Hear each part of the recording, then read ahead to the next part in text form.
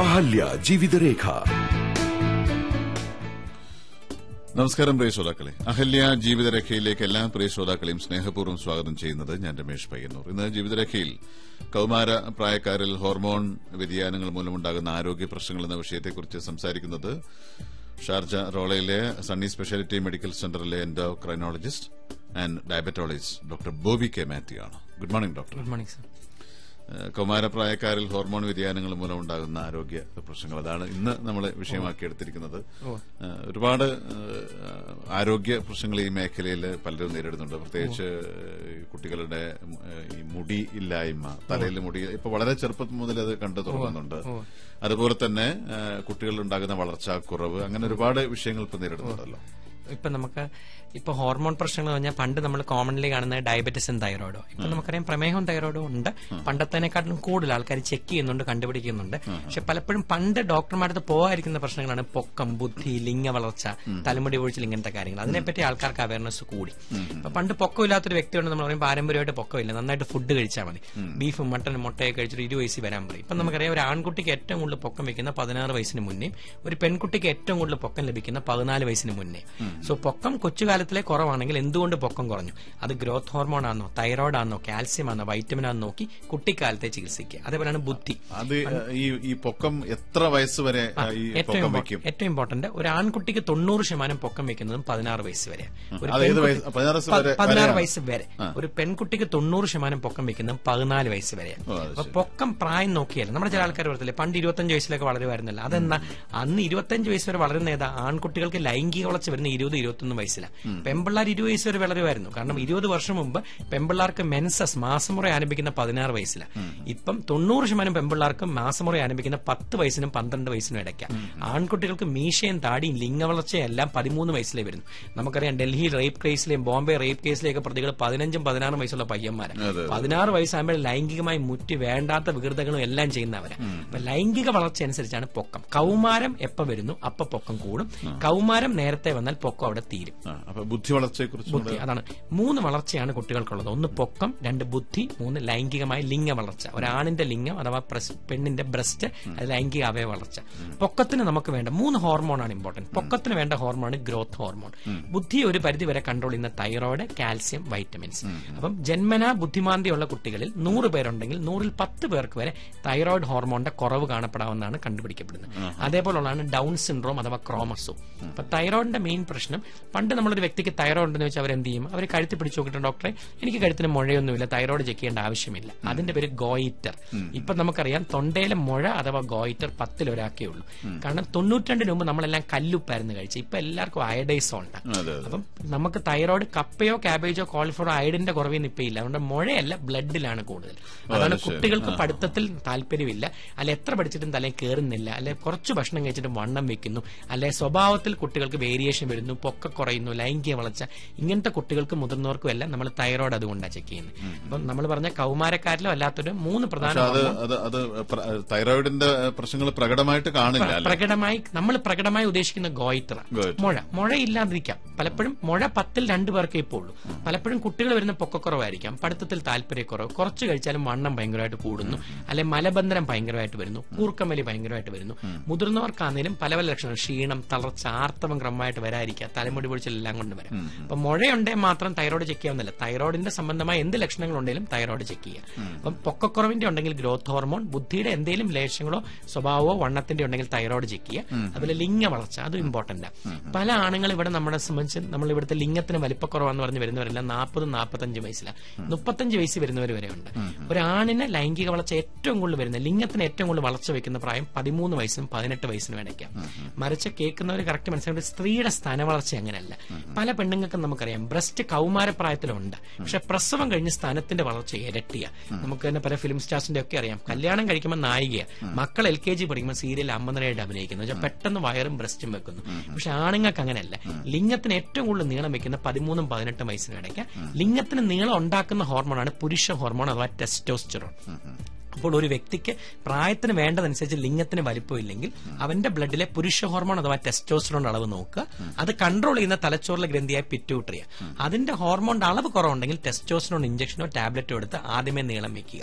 അപ്പം ഒരു വ്യക്തിക്ക് ഓരോ പ്രായത്തിനും വേണ്ട ലെങ്ത് ഉണ്ട്. അപ്പം എപ്പോഴും ആൾക്കാർ ചോദിക്കുന്നത്, ഞാൻ ഇങ്ങോട്ട് ചോദിച്ചില്ലെങ്കിൽ അങ്ങോട്ട് പറയുന്നത്, ആണുങ്ങൾ പലപ്പോഴും ചില ചോദ്യങ്ങൾ ചോദിക്കാൻ മടിയാണ്. ഓരോ പ്രായത്തിനനുസരിച്ച് ലിംഗത്തിന് ഓരോ വലിപ്പമുണ്ട്, ഓരോ കൺട്രീസിന്. ഒരു മുതിർന്ന ഇന്ത്യക്കാരന്റെ അത് ഇമ്പോർട്ടന്റ്. ഓരോ രാജ്യം, ആഫ്രിക്കക്കാരന്റെ നീളം ഒന്ന്, അമേരിക്കക്കാരന്റെ ഒന്ന്, ഇന്ത്യക്കാരന്റെ ഒന്ന്, മാലിക്കാരന്റെ നോക്കിയാൽ വേറൊന്ന്. പലപ്പോഴും ട്രിവാൻഡ്രം മെഡിക്കൽ കോളേജിൽ നമ്മൾ മാൽദീവ്സിൽ നിന്നൊക്കെ ഒത്തിരി ആണുങ്ങൾ വരും. പലപ്പോഴും അവർ പറയും, ഡോക്ടറെ അവരുടെ പെണ്ണുങ്ങളുടെ എല്ലാം ബ്രസ്റ്റിന്റെ വലിപ്പം കൂടില്ല, ആണുങ്ങൾക്കെല്ലാം ലിംഗത്തിന് നീളം കുറവാണ്, എന്തുകൊണ്ടാണ്? പണ്ട് ആൾക്കാരെല്ലാം ചോദിക്കുന്നത് ഉപ്പുവെള്ളത്തെ കുളിക്കുന്നതുകൊണ്ടാണ്. അതുമായിട്ടൊന്നും യാതൊരു ബന്ധവുമില്ല. ബേസിക്കലി ഓരോ ജനിതകമായ രാശി അനുസരിച്ച് ലിംഗത്തിന് വലിപ്പ വ്യത്യാസമുണ്ട്. ഒരു ഇന്ത്യക്കാരനായിട്ടുള്ള അഡൽട്ടിന് എന്ന് വെച്ചാൽ 18 വയസ്സ് കഴിഞ്ഞ ഒരു ഇന്ത്യക്കാരനോ കേരളീയനോ ഉദ്ധരിച്ച അവസ്ഥയിൽ ലിംഗത്തിന് ആവറേജ് വലിപ്പം 9.4 അല്ലെ 10 സെന്റിമീറ്റർ. അതിന് മേളിൽ എത്ര ആണെങ്കിലും കുഴപ്പമില്ല. ഒരു അമേരിക്കൻ അത് 14, ആഫ്രിക്കക്കാരന് 16 ആവാം. സോ ഒത്തിരി ലിംഗത്തിന് നീളം വേണ്ട. പ്രവർത്തനക്ഷമതയുള്ള 9.4 സെന്റിമീറ്ററിലുള്ള ലിംഗം ഉണ്ടെങ്കിൽ നോർമൽ ഒരാളിന് ബന്ധപ്പെടാൻ സാധിക്കും. അതിലും കുറവുണ്ടെങ്കിൽ അവന്റെ പുരുഷ ഹോർമോണും തൈറോയിഡും പിറ്റ്യൂട്ടറിയുടെ ഹോർമോണും ചെക്ക് ചെയ്ത് അത് കുറവുണ്ടെങ്കിൽ മാത്രം ട്രീറ്റ്മെന്റ് എടുക്കുക. നോർമൽ ആണെങ്കിൽ ചികിത്സ എടുക്കരുത്.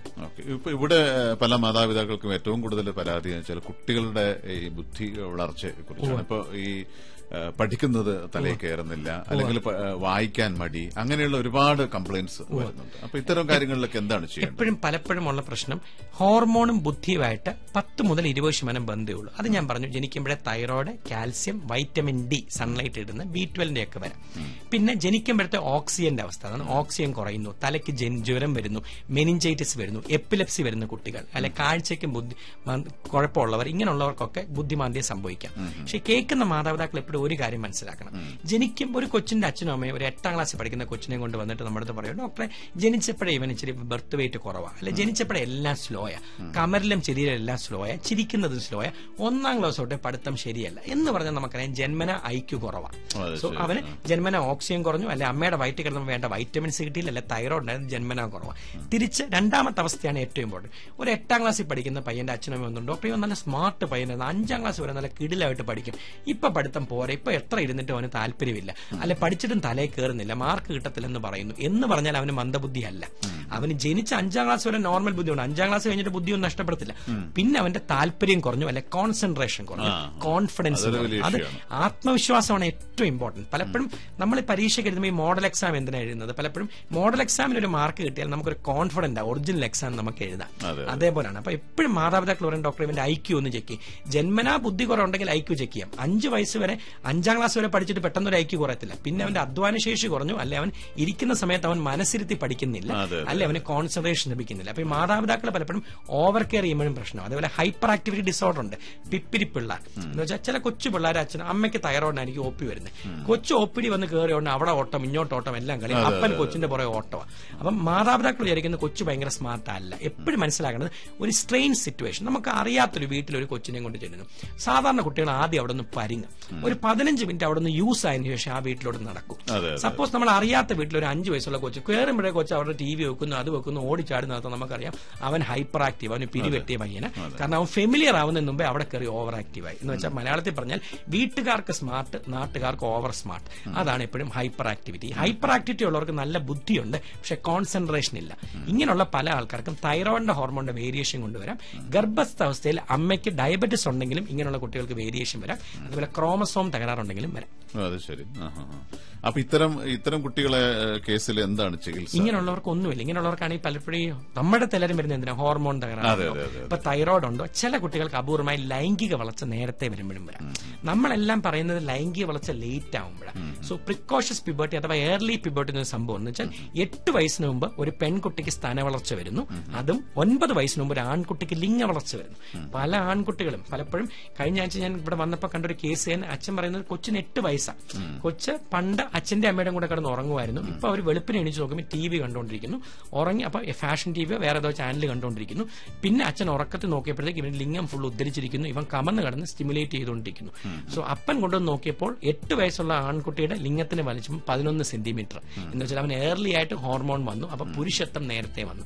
ഒരു പെൺകുട്ടിക്ക് ലൈംഗിക വളർച്ച ഏർലി വന്നാലും ബ്രസ്റ്റ് വരും. അപ്പൊ അച്ഛനമ്മ വിചാരിക്കും കഴിച്ചോണ്ടാന്നിരിക്കല്ല, ബ്രസ്റ്റ് വരുമ്പോഴേ സ്ഥാന വളർച്ച വരുമ്പോഴേ മനസ്സിലാക്കണം അവിടെ ബോഡിയിലെ സ്ത്രീ ഹോർമോൺ കൂടുതലാണ്. ബേസിക്കലി ഹോർമോണിന്റെ തകരാറ് തൈറോയ്ഡ് ഉണ്ടെങ്കിലും വരാം. സെക്സ് ഹോർമോണിന്റെ വളർച്ച ഏർലി ഇയർലി വന്നാലും പലപ്പോഴും ഹൈപ്പർ ആക്റ്റീവ് വരാം.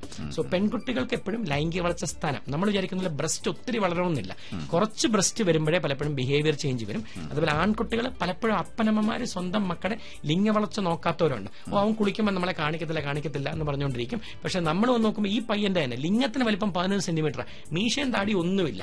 അവന് മണി മാത്രം ടെസ്റ്റ് ഇച്ചിരി വലുതായിട്ടുണ്ട്, ലിംഗത്തിനുണ്ട്, കുറച്ച് രോമം അവിടെ ഉണ്ട്. പക്ഷെ അച്ഛനമ്മയും പറഞ്ഞു ഞങ്ങൾ ഇത് ശ്രദ്ധിച്ചില്ല ഡോക്ടർ, അവന് മീശയും താടി ഒന്നുമില്ല, സ്വരം മാറിയില്ലല്ലോ.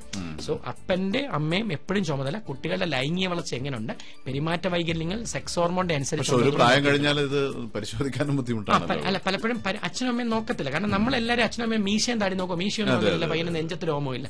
നെഞ്ചത്തും മീശയും താടിയും പറഞ്ഞാൽ ചിലപ്പോൾ 20 വയസ്സ് കഴിയും. പക്ഷെ ലിംഗ വളർച്ച ഏർലി ആയിട്ട് സംഭവിക്കാം. അപ്പൊ ബിഹേവിയറും ഇത് ഹോർമോൺസുമായിട്ട് കുറെയൊക്കെ ബന്ധമുണ്ട്. അപ്പൊ ഈ 3 കാര്യങ്ങൾ, ഇപ്പൊ ഈ ഒരു കുട്ടിയുടെ പൊക്കവും ആ കുട്ടിയുടെ ലൈംഗിക അവയവത്തിന്റെ വളർച്ചയും ബുദ്ധി വളർച്ചയും ഇതെല്ലാം പരസ്പരം ലിങ്ക്ഡാ. ഇതെല്ലാം കൺട്രോൾ ചെയ്യുന്ന ഗ്രന്ഥി അതാണ് ശരീരത്തിലെ. നമുക്കറിയാം ലിവർ ഉണ്ട് 1.5 കിലോ ഉണ്ട്, കിഡ്നിക്ക് 1.2 ഉണ്ട്, ഹാർട്ടിന് 750 ഗ്രാം ഉണ്ട്. പക്ഷെ നമ്മൾ master gland of the body എന്ന് വിളിക്കുന്ന അവയവത തലച്ചോറിലെ പിറ്റ്യൂട്ടറി ഗ്രന്ഥിയാണ്. പിറ്റ്യൂട്ടറിയുടെ ആ പാട വലിപ്പം നമുക്കറിയാം 9 മില്ലിമീറ്റർ, വെയിറ്റ് ഒരു പേനയുടെ നിബിന്റെ അത്രയും 0.5 ഗ്രാം. പക്ഷെ നമ്മൾ ഈ പറഞ്ഞ എല്ലാ ഹോർമോണും വരുന്ന പിറ്റ്യൂട്ടറി പൊക്കത്തിന്റെ ഗ്രോത്ത് ഹോർമോൺ പിറ്റ്യൂട്ടറി, സെക്സിനെ കൺട്രോൾ ചെയ്യുന്ന FSH LH, കഴുത്തിലെ തൈറോയിഡിനെ കൺട്രോൾ ചെയ്യുന്ന TSH, ഒരു പെൺകുട്ടിയുടെ ആൺകുട്ടിയുടെ വെയിറ്റിനെ കൺട്രോൾ ചെയ്യുന്ന കോർട്ടിസോൾ, സോഡിയം പൊട്ടാസ്യം, ഇതെല്ലാം വരുന്ന പിറ്റ്യൂട്ടറി. അപ്പൊ പൊക്കം അച്ഛനും അമ്മയ്ക്കും ഉണ്ട്, ഒരു കുട്ടിക്ക് വേണ്ട രീതിയിൽ പൊക്കം വെക്കുന്നില്ല, ഗ്രോത്ത് ഹോർമോൺ ചെക്ക് ചെയ്യുക. അച്ഛനും അമ്മയ്ക്കും ബുദ്ധിയുണ്ട്, മോൻ വേണ്ട രീതിയിൽ പഠിക്കുന്നില്ല, തൈറോയിഡിന്റെ ഹോർമോൺ ചെക്ക് ചെയ്യുക. അപ്പന്റെയോ സഹോദരങ്ങളുടെയോ ലിംഗ വളർച്ച അനുസരിച്ച് ഒരു ആണിന് ലിംഗം വരുന്നില്ല, അവന്റെ ടെസ്റ്റോസ്റ്ററോണോ ഒരു പെണ്ണിന് സ്ഥാനവളർച്ച വരുന്നില്ലെങ്കിൽ ഈസ്ട്രജനോ ചെക്ക് ചെയ്യുക. ഈ 3 ഹോർമോൺ നോർമൽ ആണെങ്കിൽ കൗമാരൻ നോർമലായി, പൊക്കം ബുദ്ധി ലൈംഗിക വളർച്ച പെരുമാറ്റം ഉണ്ടെങ്കിൽ നോർമൽ കൗമാരമായി. അതുപോലെ തന്നെ വളരെ പ്രധാനപ്പെട്ട മറ്റൊരു പ്രശ്നം മാതാപിതാക്കളൊക്കെ പലപ്പോഴും ഉന്നയിക്കുന്നത് കേട്ടിട്ടുള്ള പ്രശ്നം എന്ന് വെച്ചാൽ കുട്ടികളുടെ ഈ തലമുടി വളരെ കുറയുന്നു, ഉള്ള തലമുടി തന്നെ പെട്ടെന്ന് നരയ്ക്കുന്നു. കുട്ടികളിൽ പലപ്പോഴും കണ്ടുവരുന്ന ഒരു സംഭവമാണ്. എനിക്ക് തോന്നുന്നു 10 21 വയസ്സാകുമ്പോഴേക്കും 21-22 വയസ്സാകുമ്പോഴേക്കും ഈ ലക്ഷണങ്ങൾ കാണും. നമ്മൾ കഷണ്ടിയൊക്കെ കാണുന്നത് പലപ്പോഴും 40 വയസ്സിലൊക്കെയാണ്. ഇപ്പൊ നമുക്കറിയേണ്ടത്, പണ്ട് നമ്മൾ പറഞ്ഞ ജസ്റ്റ് ഒരു കാര്യം, കഷണ്ടിക്ക് ഇംഗ്ലീഷിൽ പറയുന്നത് അലോപേഷ്യ അഥവാ ഹെയർ ലോസ്. പണ്ട് നമ്മൾ പറയും കഷണ്ടിക്കും കുശുമ്പിനും മരുന്നില്ല. ഒരു പരിധി വരെ കഷണ്ടിക്കുണ്ട്, കുശുമ്പിനും ഉണ്ടോ ഇല്ലയോ എന്നുള്ളതല്ല. പക്ഷെ കഷണ്ടി വരുമ്പോൾ നമ്മളെല്ലാം ചെയ്യുന്നത് എന്തുവാ, പലപ്പോഴും നമ്മൾ കോസ് ട്രീറ്റ് ചെയ്യുന്നില്ല. എന്തുകൊണ്ട് കഷണ്ടി വന്നു എന്നല്ല, നമ്മൾ പത്രത്തിൽ നോക്കിയൊരു പരസ്യം കാണുന്നു, അല്ലെ സിനിമാമാര് വിഗ് വെച്ച് കാണിക്കുന്ന പരസ്യം കണ്ടിട്ട് ആ എണ്ണയും ലേപനവും എല്ലാം വാങ്ങിച്ച് തേക്കും. നമ്മുടെ ഉദാഹരണമില്ലാത്തൊരു വയാഗ്ര കഴിക്കുന്ന പോലെ, അല്ലെ വേറെ ഞാൻ പറയുന്നില്ല, ഈ പേര് ഞാൻ കമ്പനിയോട് പറയുന്നില്ല, ഓരോ പവറുകളും ഓരോ കുതിരയുടെ പടമുള്ള മരുന്നെല്ലാം വാങ്ങിച്ച് കഴിക്കുന്ന പോലെ. അവൻ എന്തുകൊണ്ട് ഉദാഹരണമില്ല, ഷുഗർ ആണോ, കൊളസ്ട്രോൾ ആണോ, BP ആണോ, ടെൻഷൻ കൊണ്ടാണോ, അതോ അവന് പുരുഷ ഹോർമോൺ കുറഞ്ഞിട്ട് സ്ത്രീ ഹോർമോൺ ഒന്നും നോക്കുന്നില്ല, ഒരൊറ്റ മൂലി വാങ്ങിച്ച് കഴിക്കുന്നു. 10ൽ 4 പേർ കേൾക്കും, ബാക്കി 6 പേർ കേൾക്കും. കഷണ്ടി വരുമ്പോൾ ഫസ്റ്റ് നോക്കേണ്ടത് എന്തുകൊണ്ട് പയ്യനോ പെണ്ണിനോ തലമുടി പൊഴിയുന്നു എന്നുള്ളതാണ് ഇമ്പോർട്ടന്റ്. തലമുടി പൊഴിയുന്ന 4 കാരണം കൊണ്ട് പൊഴിയും. ഒന്ന് താരൻ കൊണ്ട് പൊഴിയാം, അതിന്റെ പേരാണ് ടീനിയ ക്യാപിറ്റിസ്. അങ്ങനെയുള്ളവർക്ക് അതിന്റെ ഷാമ്പോ ആന്റി ഫംഗലോ തേച്ചാൽ പോകാം, അതിന്റെ പേര് ടീനിയ. 2 വട്ടം തലമുടി പൊഴിയാം. ചില പെൺകുട്ടികളുടെ തലമുടി പോകുമ്പോഴേ ഒരു കോയിന്റെ ഷേപ്പിൽ ഒരു 50 വയസ്സാത്തോട്ട് 1 വയസ്സാത്തോട്ട് വട്ടം പോകും, അതിന്റെ പേരാണ് അലോപേഷ്യ ഏരിയേറ്റ. ഇങ്ങനെയുള്ളവർക്ക് ഇമ്മ്യൂണിറ്റിയുടെ ചേഞ്ച് കൊണ്ട് ഇവർക്ക് സ്റ്റിറോയിഡ് എടുക്കണം. പക്ഷെ പ്രധാനമായിട്ടും നമ്മുടെ അടുത്ത് വരുന്ന എല്ലാ ആണുങ്ങളുടെ കഷണ്ടിയാണ്. ഞാൻ പേര് പറഞ്ഞത് നമ്മുടെ ഈ നടന്മാർക്ക് എല്ലാം അറിയാം. ഇപ്പൊ രജനീകാന്ത് തന്നെ തലമുടിയില്ല, അന്തസ്സായിട്ട് കഷണ്ടിയായിട്ട് നടക്കുന്നു. ചില സമയം സിനിമയിൽ മുഖച്ചൊടിയാനോ സിനിമ മാത്രം വിഗ് വെക്കുന്നു. ഫഹദ് എല്ലാ നടന്മാർക്കും നെറ്റ് നേരത്തെ കയറുന്നു. പണ്ട് ഇവർക്കെല്ലാം 45 വയസ്സുള്ള കഷണ്ടിയാണ് 21 വയസ്സ് വരുന്നത്. അപ്പൊ ഇതിന്റെ പേരാണ് ആൻഡ്രോജനിക് അലോപേഷ്യ എന്ന് വെച്ചാൽ പുരുഷ കഷണ്ടി. ശരിക്കും പുരുഷത്വത്തിന്റെ ലക്ഷണം തന്നെയാണ് കഷണ്ടി. ഇങ്ങനെയുള്ളവർക്ക് സെക്സിന്റെ ഹോർമോൺ പുരുഷ ഹോർമോൺ ബോഡി കൂടുതല, കഷത്തിലും നാവിലും നെഞ്ചത്തൊക്കെ ചിലർക്ക് നല്ല രോമ വളർച്ച കാണും. ഇങ്ങനെയുള്ളവർക്കാണ് നേരത്തെ നെറ്റി കയറി പോകുന്നത്. സോ ഇങ്ങനെയുള്ളവർക്ക് ട്രീറ്റ്മെന്റിനുള്ള മരുന്നിന്റെ പേരാണ് ഫിനസ്ട്രൈഡ്. ഇത് പുരുഷ ഹോർമോണിന്റെ അളവ് ഇവർക്ക് ക്രമാതീതമായി കൂടുതലാണെങ്കിൽ ഫിനസ്ട്രൈഡിന്റെ 1 മില്ലിഗ്രാം കഴിച്ചാൽ തലമുടി പോയത് കളിക്കത്തില്ല, പക്ഷെ പൊക്കൊണ്ടിരിക്കുന്ന തലമുടി സ്ട്രോങ് ആയിരിക്കും. നമുക്ക് 10 തലമുടി ഉള്ളെങ്കിൽ 11ാമത്തെ തലമുടി വരത്തില്ല, പക്ഷെ ഉള്ള തലമുടി സ്ട്രോങ് ആയിട്ട് കളിക്കും. സോ കഷണ്ടി ഉള്ളവർ ഫസ്റ്റ് കഷണ്ടിക്ക് ഒറ്റമൂലില്ല, താരനാനെ അത് ചികിത്സിക്കുക, വട്ടം പോവാനെ അതെടുക്കുക. ആണുങ്ങളുടെ കഷണ്ടി ആണെങ്കിൽ പുരുഷ ഹോർമോണിന്റെ അളവ് നോക്കിയിട്ട് മാത്രം അതിന്റെ ട്രീറ്റ്മെന്റ് എടുക്കുക.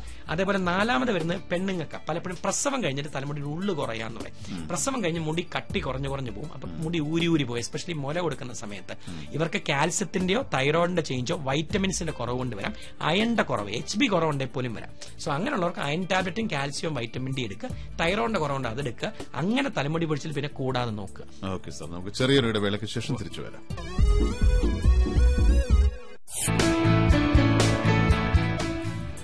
ജീവിതരേഖ തുടരുന്നു. ജീവിതരേഖയിൽ നിന്ന് കൌമാര പ്രായക്കാരിൽ ഹോർമോൺ വ്യതിയാനങ്ങൾ മൂലമുണ്ടാകുന്ന ആരോഗ്യ പ്രശ്നങ്ങൾ എന്ന വിഷയത്തെക്കുറിച്ച് സംസാരിക്കുന്നത് സണ്ണി സ്പെഷ്യാലിറ്റി മെഡിക്കൽ സെന്ററിലെ endocrinologist doctor Bobby K Mathew ആണ്. ശ്രോതാക്കൾക്ക് നേരിട്ട് വിളിക്കേണ്ട number 0439144163. Hello hello, good morning Jeevitharekha. Good morning. Sajeev Sajeev പറഞ്ഞോളൂ. തൈറോയിഡിന്റെ എന്താണ് തുടക്കം? സജീവേ, തൈറോയ്ഡ് എന്ന് വെച്ചാൽ ജസ്റ്റ് ഒറ്റ കാര്യം കേട്ടണം. കഴുത്തിലൊരു ഗ്രന്ഥിയാ തൈറോയിഡ്. 2 അസുഖങ്ങൾ തൈറോയിഡിനുണ്ട്, കേൾക്കുന്നവർക്കെല്ലാം വേണ്ടി. ഒന്ന്, മുഴ വരാം, അതിന്റെ പേര് ഗോയിറ്റർ. 2, ബ്ലഡിൽ ഹോർമോൺ കുറയാം, കൂടാം. അപ്പൊ തൈറോയിഡിന്റെ തുടക്കം എന്ന് പറഞ്ഞാൽ ഷുഗറിന്റെ തുടക്കം പോലെ. പണ്ട് ആൾക്കാർ ചോദിക്കുന്ന ഷുഗറിന് ലക്ഷണമുണ്ടോ? നമുക്കറിയാം, ദാഹം വരാം, പരവേശം വരാം, മൂത്രം ഒഴിക്കുമ്പോൾ ഉറുമ്പ് വരാം, മുറിവ് വരുമ്പോൾ കഴിയാതിരിക്കാം. പക്ഷെ ഇതൊക്കെ 10ൽ 2 പേർക്കേ ഉള്ളൂ. ബാക്കി 8 പേർക്കും വേറെ എന്തെങ്കിലും പോയി ചെക്ക് ചെയ്യുമ്പോൾ, ബ്ലഡ് ഡൊണേറ്റ് ചെയ്യാൻ ചെക്ക് ചെയ്യുമ്പോൾ, അല്ലെ ക്യാമ്പിൽ പോയി ചെക്ക് ചെയ്യുമ്പോൾ, അല്ലെ അച്ഛനും അമ്മയ്ക്കും ഷുഗർ ഉണ്ട്, ചുമ്മാ ആ മെഷീൻ വെച്ച് ചെക്ക് ചെയ്യുമ്പോഴാണ് ഷുഗർ കണ്ടുപിടിക്കുന്നത്. അതേപോലെയാണ് തൈറോയിഡ്.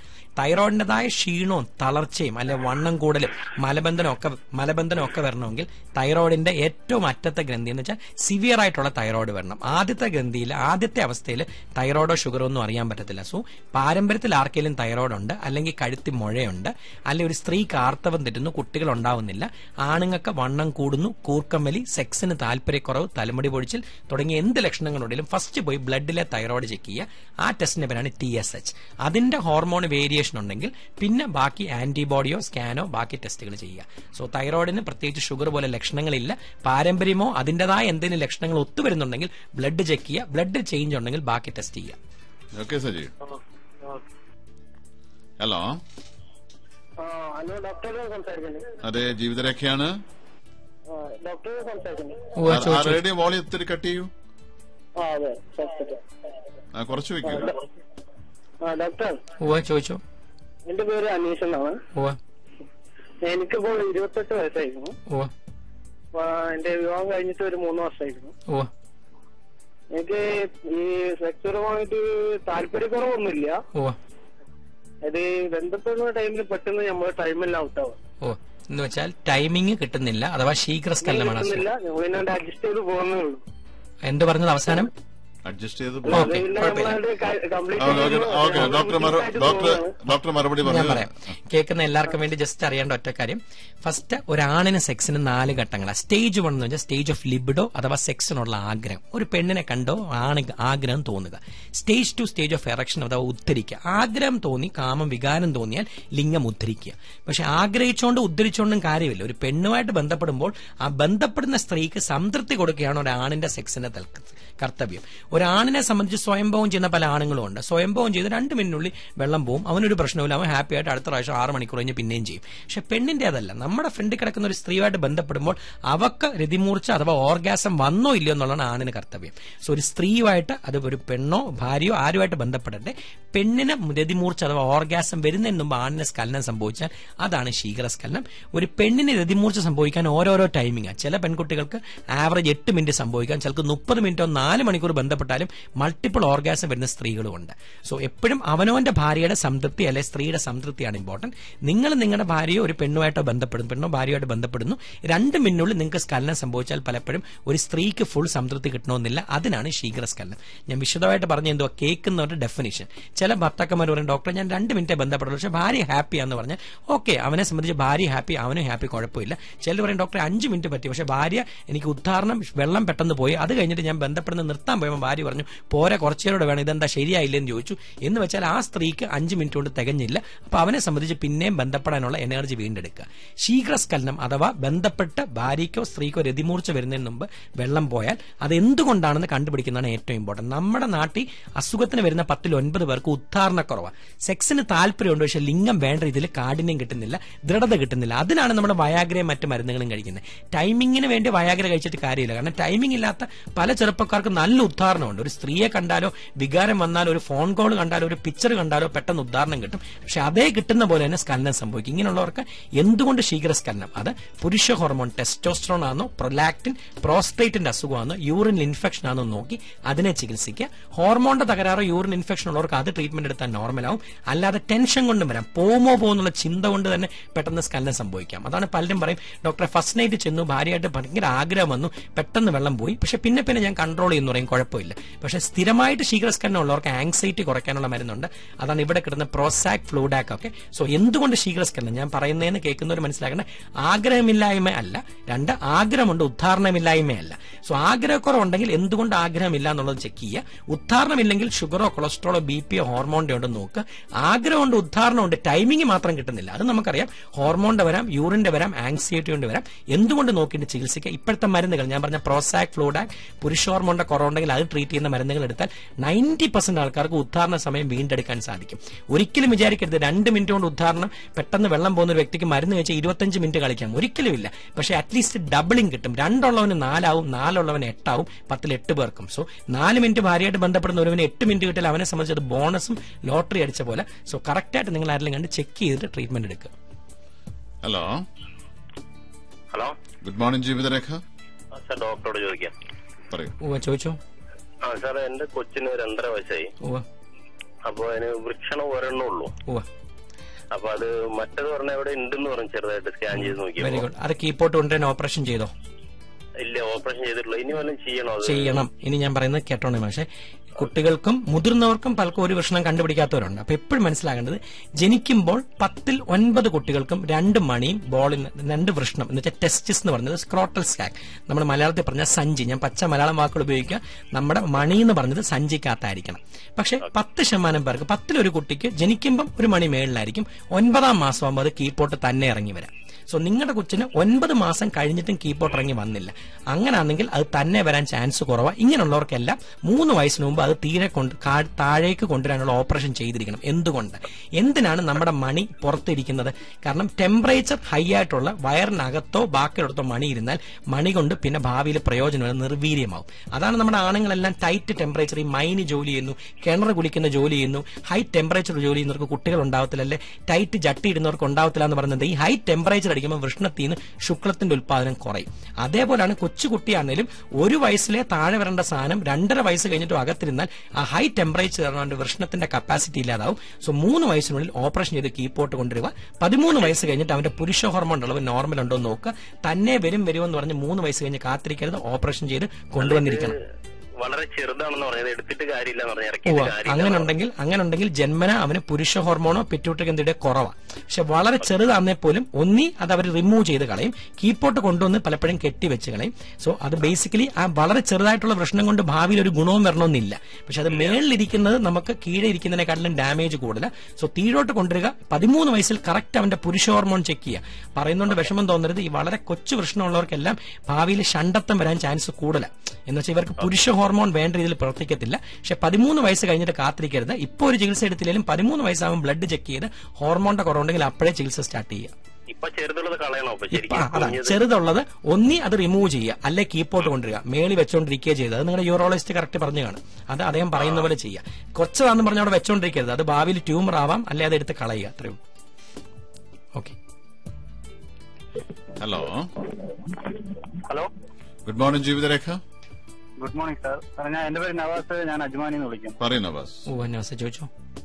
സാർ എനിക്കാണെങ്കിൽ ഇത് ഉദ്ധാരണം ഉണ്ടാവുന്ന സമയത്ത് പിന്നെ ഉദ്ധാരണം ഉണ്ടായിട്ട് നമ്മൾ ഇതിൽ നിന്ന് കാരണം ബീജം പോയില്ല. കുറച്ച് നല്ല രീതിയിൽ ഉദ്ധാരണം ഉണ്ടായി. എന്നിട്ട് ബീജം പുറത്ത് പോയിട്ടില്ല. എന്നിട്ട് ഒരു 1-2 മണിക്കൂർ കഴിയുമ്പോഴത്തേക്കും ഇങ്ങനെ ഒരു പ്രശ്നവും ഒരു വലത് സൈഡിന്റെ അടിവയറായിട്ട് ഇങ്ങനെ നല്ല വേദനയായിരിക്കും. ഓക്കെ. ബീജം പോയതിനു ശേഷമാണ് ഉദ്ധാരണം നന്നായിട്ട് ഉണ്ടാവുന്നുണ്ടോ? ഉദ്ധാരണം ഉണ്ടാവുന്നുണ്ട്. ഓക്കെ. ഇപ്പൊ ബേസിക്കലി നിങ്ങളെ സംബന്ധിച്ച അവസ്ഥ വലിയ അസുഖങ്ങളൊന്നും ഇല്ല. ബേസിക്കലി ആഗ്രഹമുണ്ട്, ലിംഗം ഉദ്ധരിക്കുന്നുണ്ട്. ബീജം പോയതിനു ശേഷം ചില ആൾക്കാർക്ക് ആ വൃഷ്ണം, ചില പെണ്ണുങ്ങളുടെ സ്ഥാനത്തിന് ബന്ധപ്പെടുന്ന വേന വരുന്ന പോലെ ഞരമ്പുകളുടെ ഇറിറ്റേഷൻ കാരണം മണിക്കും ആ ഏരിയയിലും ഭയങ്കരമായിട്ടൊരു കഴപ്പും പിടുത്തം പോലെ വരാം. അങ്ങനെ ഒന്നും ചെയ്യണം. ബീജം പോയില്ലെങ്കിലാണ് ഉണ്ടാവുന്നത്. അതാ, ബീജം പോയാലും പോയില്ലേലും ഉണ്ടാവും. ആ സമയത്ത് നെർവിന്റെ ഇറിറ്റേഷൻ കാരണം ബീജം പോകാത്തതും ബീജം അത് കെട്ടിക്കിടക്കുന്നു. അപ്പൊ അതുകൊണ്ട് ഞരമ്പിനെ സ്റ്റിമുലേറ്റ്, അതിനുവേണ്ടി ഒന്നും ചെയ്യേണ്ടതില്ല. ബീജം പോയാലേ സംതൃപ്തി കിട്ടുന്നില്ല. അങ്ങനെയുള്ളപ്പോൾ എപ്പോഴും നമ്മൾ ചെയ്യേണ്ടത് കഴിയുന്നതും ബന്ധപ്പെട്ട് കഴിഞ്ഞ് ബീജം സ്ഖലിച്ച് പോകാൻ നോക്കുക. ഇങ്ങനെയുള്ളവർക്കെല്ലാം മണിയുടെ സ്കാൻ നമ്മൾ ചെയ്ത് നോക്കും. മണിക്കകത്ത് ഞരമ്പ് പടഞ്ഞു കിടക്കാന്ന് പറഞ്ഞാൽ വേരിക്കോസീലുണ്ട്. ഞരമ്പ് പടഞ്ഞു കിടന്നാലും ഇങ്ങനത്തെ പെയിൻ വരാം. എപ്പോഴും മണിയുടെ ഒരു സ്കാൻ ചെക്ക് ചെയ്ത് നോക്കുക. യൂറിൻ ഇൻഫെക്ഷൻ ഉണ്ടോ എന്നും എപ്പോഴും നോക്കുക. ഹലോ ഹലോ ഹലോ, കേൾക്കാമോ? Hello hello. ശ്രോതാക്കളെ, ചെറിയൊരു ഇടവേളയ്ക്ക് ശേഷം മറ്റുള്ളവർ കൂടെ വിളിച്ച് പങ്കെടുക്കാം.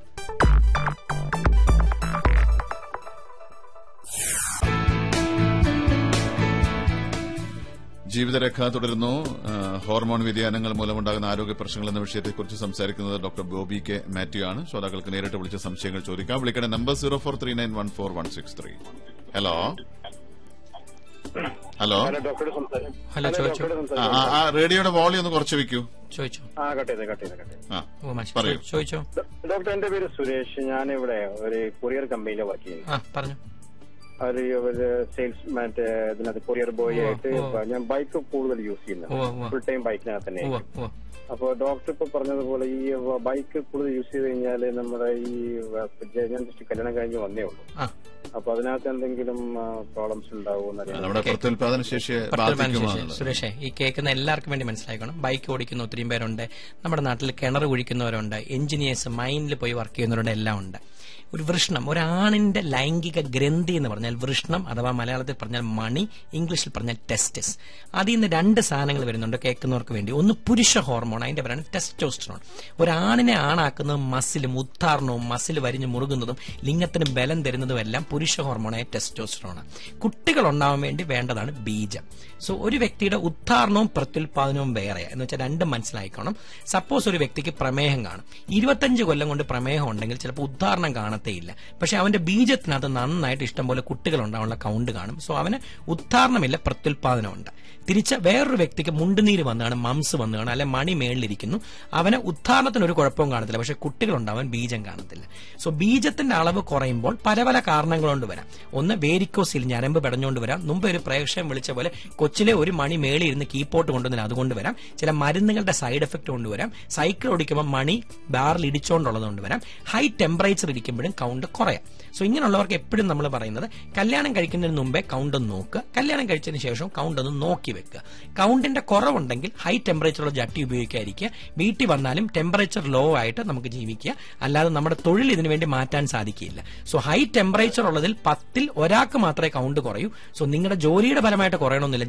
ചെയ്യേണ്ട ഒറ്റൊരു കാര്യം, കൗണ്ട് ഉണ്ടോ ഇല്ലയോ നോക്കുക. 3 ദിവസം ബന്ധപ്പെടുകയോ സ്വയംഭോഗമോ ചെയ്യാതെ ഏതെങ്കിലും നല്ല ലാബിൽ ചെന്നൊരു ട്യൂബ് വാങ്ങിച്ച് ആ സമയത്ത് സ്വയംഭോഗം ചെയ്ത് അപ്പം തന്നെ ലാബിൽ കൊടുക്കുക. ഇത് പലപ്പോഴും ഇമ്പോർട്ടന്റ്.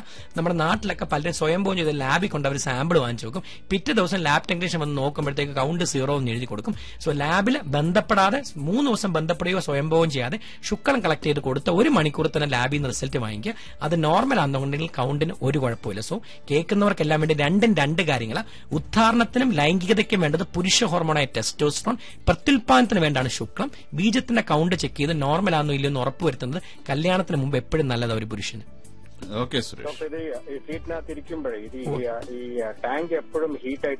മനസ്സിലായി. അതാ ഞാൻ പറഞ്ഞ. അപ്പൊ ടെമ്പറേച്ചർ നമുക്കറിയാം, നമ്മുടെ വൃഷ്ണത്തിന് ശുക്ലം ഉത്പാദിപ്പിക്കാൻ വേണ്ടി ഏറ്റവും നല്ല ടെമ്പറേച്ചർ 32 ഡിഗ്രി സെന്റിഗ്രേഡിന് താഴെയാണ്.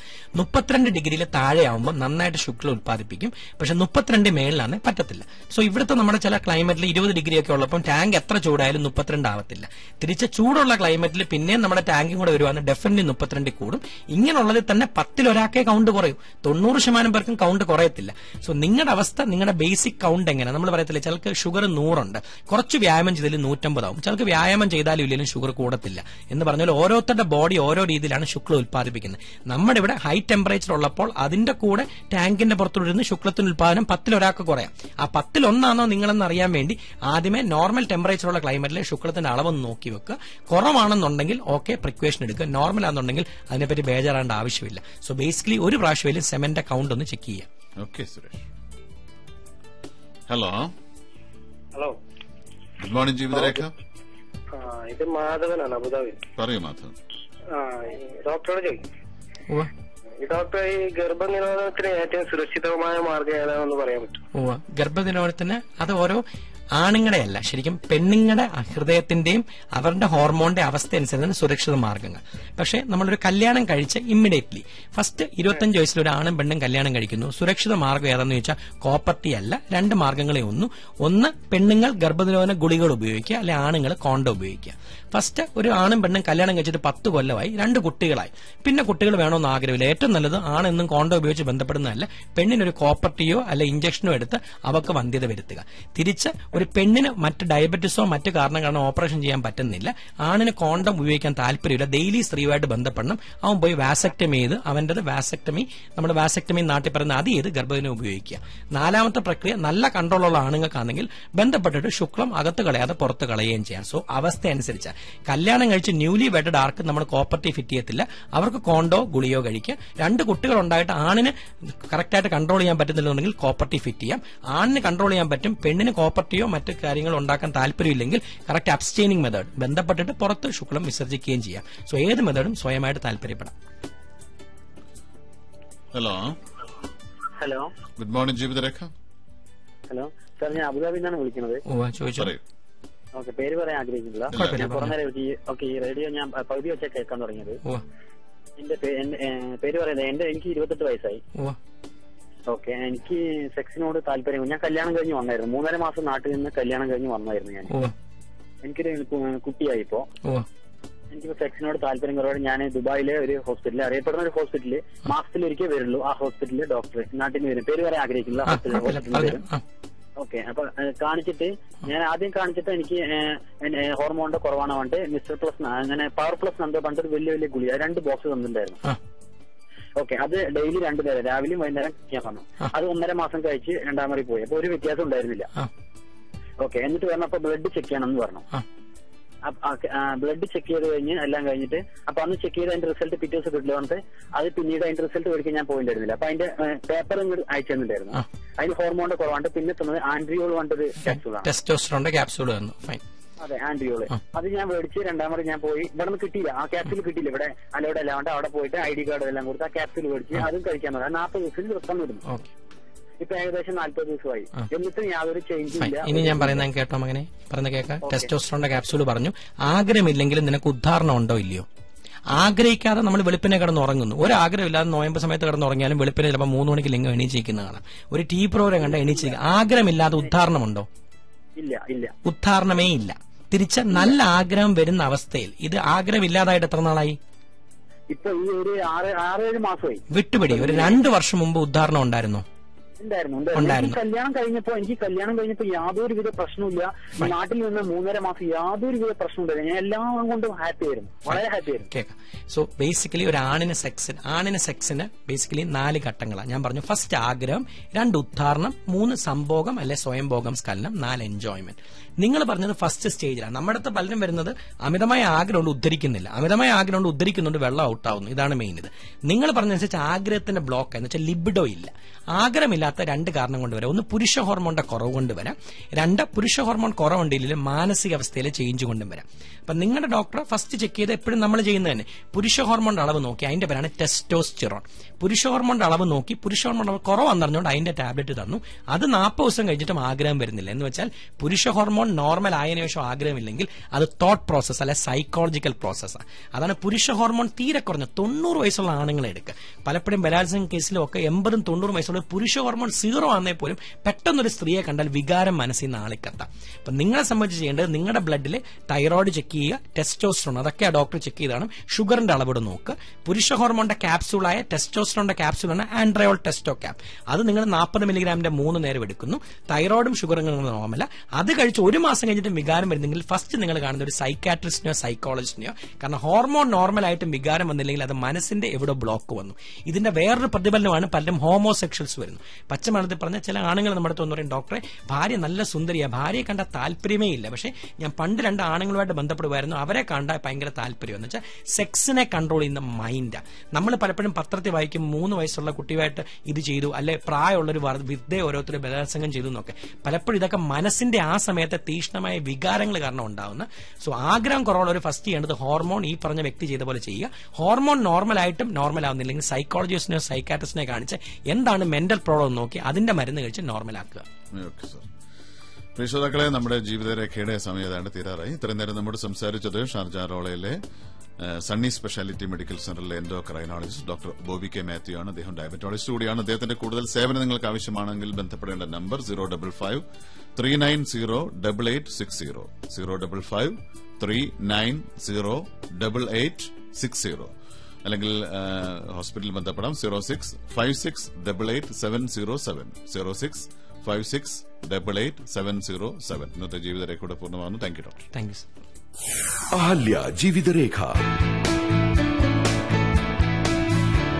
brought to you by Ahalya hospital. ആതുര സേവന രംഗത്ത് മലയാളികളുടെ